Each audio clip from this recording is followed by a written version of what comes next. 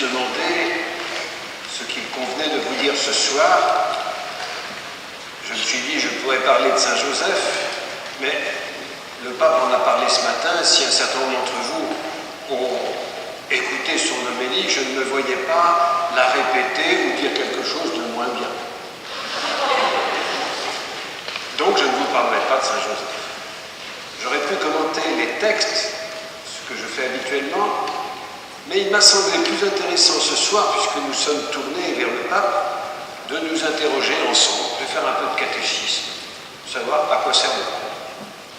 Alors, je ne sais pas si vous avez entendu, ces jours-ci, on a dit un certain nombre de choses qui sont vraies, mais peut-être pas toutes aussi importantes les unes que les autres.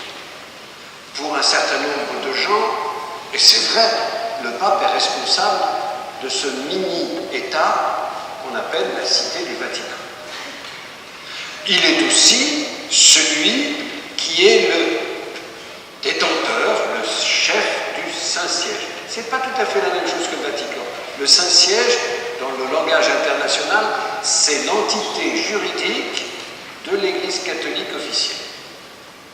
C'est représenté loué à ce titre-là.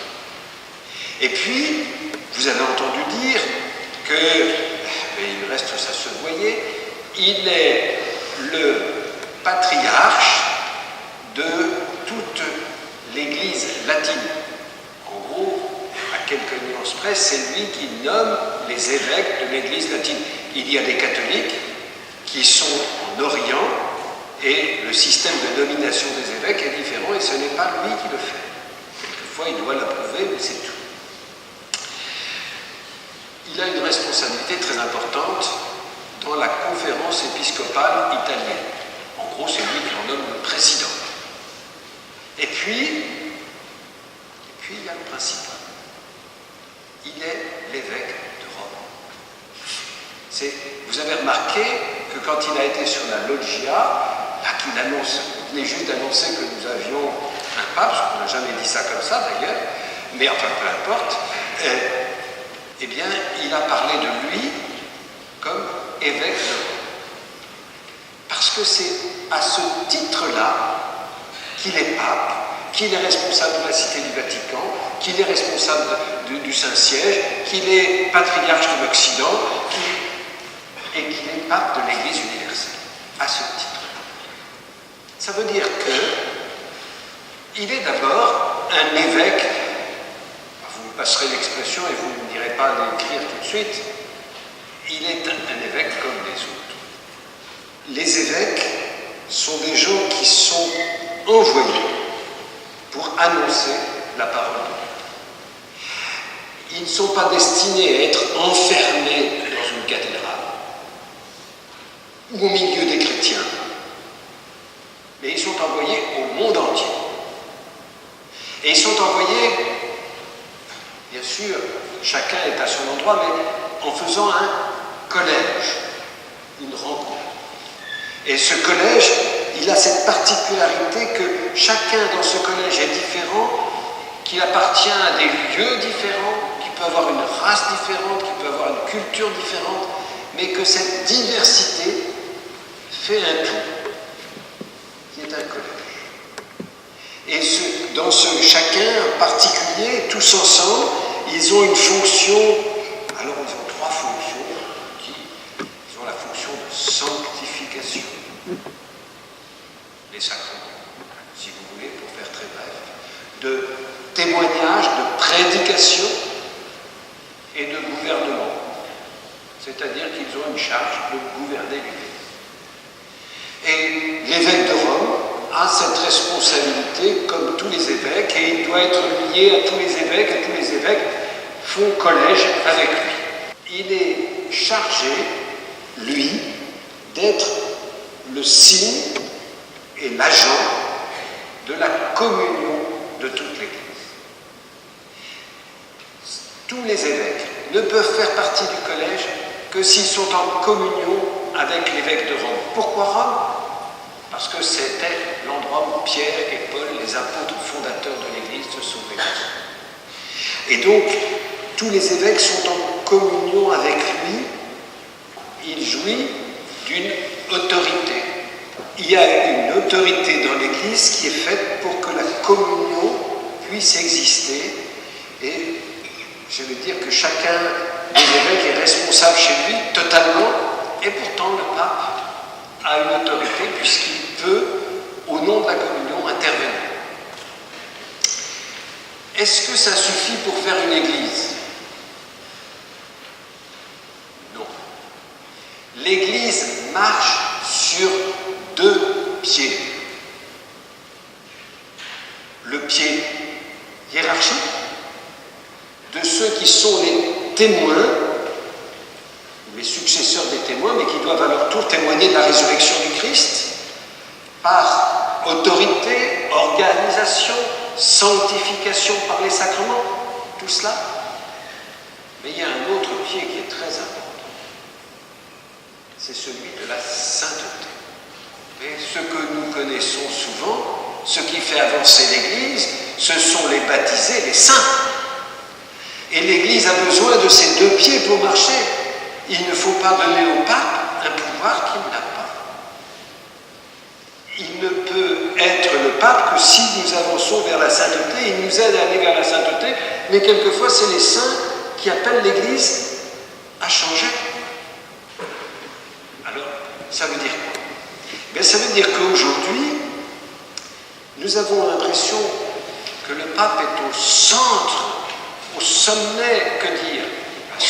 Il y avait peut-être 1 milliard de spectateurs pour tout à l'heure. Je veux dire que c'est extraordinaire.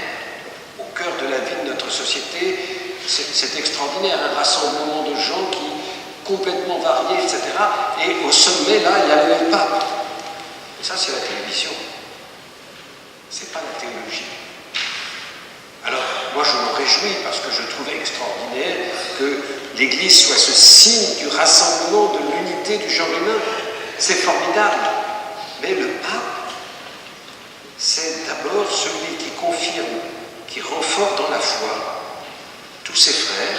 Alors, si ça peut être par la télévision, tant mieux, mais s'il n'y avait pas de télévision, il ne serait pas quand même. Et il a la possibilité d'exprimer la foi de l'Église. Ont-ils infaillibilité? Mais il le fait très rarement. Et ce n'est pas sa foi qui est infaillible, c'est la foi de l'Église. Lui, son charisme, comme on dit, c'est d'exprimer la foi de l'Église. Et la foi de l'Église, elle est dans celui qui dirige l'Église. C'est le Christ qui dirige l'Église. Et le pape n'est pas celui qui dirige l'Église. Il est celui qui est le témoin du Christ et qui nous aide à être fidèles au Christ, qui lui dirige l'Église. Je ne veux pas diminuer du tout le pape avec ça. Je veux dire simplement, je veux nous rappeler que ce n'est pas un homme que nous honorons. Cet homme est pour nous le rappel sans cesse que le Christ agit dans le présent de notre histoire. Vous avez vu les chefs d'État, la princesse de Monaco, qui sais-je, que sais-je, c'est notre actualité.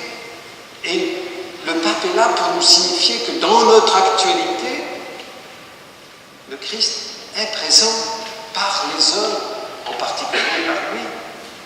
Mais c'est ça qui est important. C'est que nous ne sommes pas seuls. L'Église visible comme cela, elle a pour but de nous rappeler que dans notre actualité, Dieu est présent. Ça n'aurait pas de sens si pour nous, nous vivions comme si Dieu n'était pas présent dans notre actualité. C'est un rappel, c'est un signe. Le pape est un signe de cette présence de Dieu. Et nous devons, nous, à notre tour, à son exemple, être un signe de l'amour de Dieu. Et vous avez entendu ce matin qu'il s'est référé à Saint Joseph. Et je pensais à cela en écoutant. Je ne sais pas si vous imaginez quelle foi il a fallu à Saint Joseph. Croire que sa femme était enceinte de l'Esprit Saint. Elle avait vraiment une confiance absolue, une foi extraordinaire en Dieu.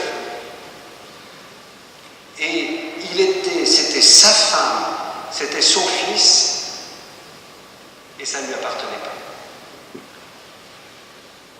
Et il était le gardien.